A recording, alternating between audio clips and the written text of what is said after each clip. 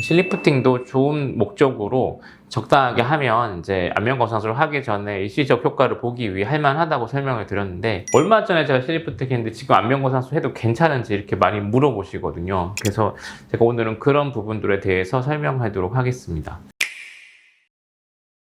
실리프팅하고 안면거상을 하다 보면 이제 안면거상이라는 수술이 안에를 보다 보니까 여러 가지 실리프팅 했던 재료들을 많이 만나거든요. 제가 이렇게 수술하면서 만났던 재료들인데, 이게 이제 고어텍스라고 하죠. 고어텍스를 이렇게 동그랗게 만든 두꺼운 실인데, 이게 유행을 했어요. 한 10 몇 년 전에. 그걸 얼굴에서 제거했던 사진이고요. 요거는 판리프트라고 그래서 고어텍스랑 똑같은데 판으로 이렇게 눌러놨어요. 그래서 이걸 얼굴에 넣고 유착을 발생시킨 후에 나중에 또 실로 끌어당기는 판리프트가 유행했어요. 이것도 유행한 게 한 10년 됐습니다.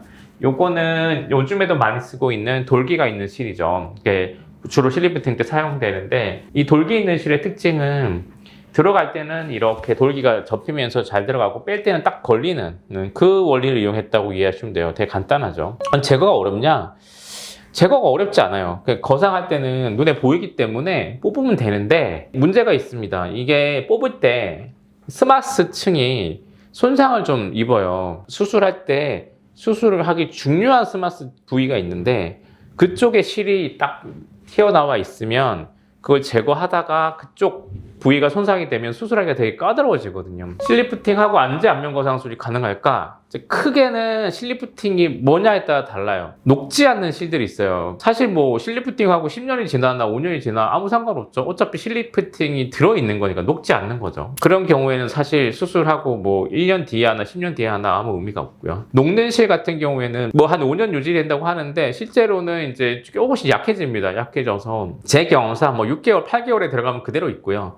2년까지도 그대로 있던 경우가 많은 것 같아요. 좀 약해졌다 뿐이지 남아있긴 합니다. 실리프팅이 있다고 수술을 다 못하냐? 그건 아니에요. 그 실리프팅이 어디에 들어갔는지 어떻게 넣었는지에 따라 달라요. 우리가 듀얼 플레인으로 수술한다, 그럴 경우에는 사실 실리프팅이 어디 들었는지 사실 그렇게 중요하진 않아요. 실에 의해서 손상받는 그 위치에 따라서 사실 디자인 수정이 좀 가능하거든요. 근데 이제 디플레인 같은 경우에는 아무래도 이제 수술하는 방법에 자유도가 좀 떨어집니다. 중요한 부위에 실이 딱 들어가 있으면 좀 곤란한 경우가 있거든요. 그래서 저는 뭐라고 말하냐면, 우리 환자가 디플레인으로 수술을 할 예정이다. 근데 실리프팅 수술한 지 3개월밖에 안 됐다. 근데 그 부위가 공교롭게 그 디플레인의 중요한 부위다. 그러면 저는 한 1년 정도 기다렸다가, 그러니까 완전히 이제 실리프팅이 삭을 때쯤에 하는 걸 권해드리고요. 위치가 크게 상관없는 경우도 있거든요. 그런 경우에는 뭐 한 2-3달 전에 실리프팅 했다고 해도 전혀 상관없이 수술을 할 수 있습니다. 그리고 얼굴이 이렇게 있죠. 그래서 이제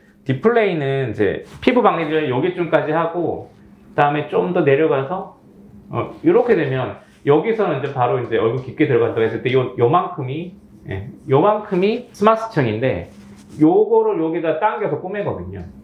근데 실이 공교롭게 여기다 들어있다면, 우리가 이걸 딱 뽑을 때 이 스마스층이 찢어질 수 있겠죠. 요런 부위가 아니고, 예를 들어서 제가 턱선에 여기만 이렇게 넣었어요. 시작을 여기서 했어요. 뭐 이런 분들이 있어요. 그러면 사실 요 수술과 상관이 없거든요. 그래서 저는 안면거상술을 할 계획이 있는 환자들한테 실리프팅을 할 때 저는 어떻게 하냐면, 너무 멀리서부터 출발해서 이렇게 실로 거는 거는 저는 이걸 하지 않아요. 왜냐하면 이게 나중에 안면거상술 할 때 꽤 방해가 되거든요. 우리가 보통 실리프팅 할 때 여기 이런 것 때문에 하잖아요. 팔자. 그러면 저는 생각보다 여기 근처에서 당겨줍니다.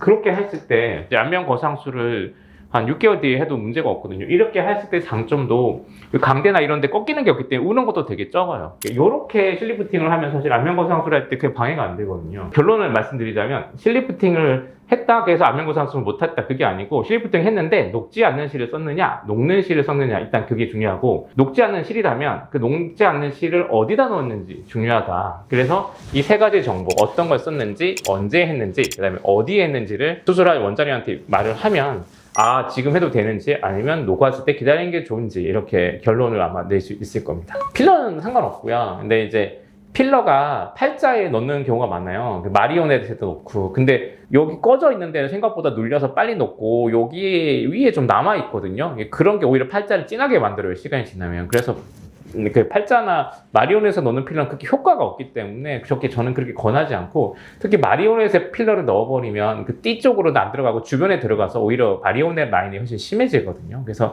팔자도 팔자인데 마리오넷은 절대 필러를 맞으면 안 된다.